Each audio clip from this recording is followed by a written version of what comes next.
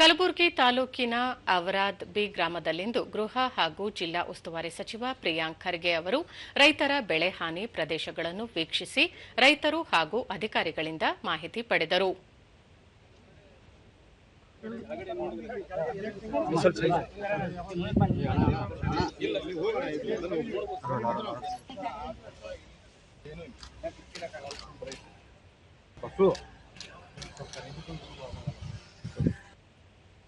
ನಂತರ ಸುದ್ದಿಗಾರರೊಂದಿಗೆ ಅವರು ಮಳೆ ಕೊರತೆ ಹಿನ್ನೆಲೆಯಲ್ಲಿ ರಾಜ್ಯದಲ್ಲಿ ಬರಗಾಲ ಪರಿಸ್ಥಿತಿ ನಿರ್ಮಾಣವಾಗಿದೆ.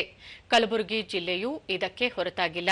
ಬೆಳೆ ನಷ್ಟಕ್ಕೆ ರೈತರಿಗೆ ಪರಿಹಾರ ನೀಡಲಾಗುವುದು. ಈ ಕುರಿತು ಮುಂದಿನ ಸಚಿವ ಸಂಪುಟ ಸಭೆಯಲ್ಲಿ ಚರ್ಚಿಸಲಾಗುವುದು ಎಂದು ತಿಳಿಸಿದರು.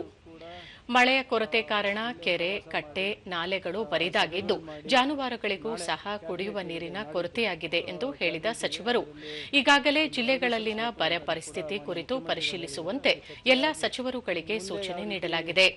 ಪರಿಶೀಲನಾ ವರದಿ ಸಲ್ಲಿಕೆಯಾದ ನಂತರ ಪರಿಹಾರದ ಬಗ್ಗೆ ನಿರ್ಧಾರ ಕೈಗೊಳ್ಳಲಾಗುತ್ತದೆ ಎಂದರು.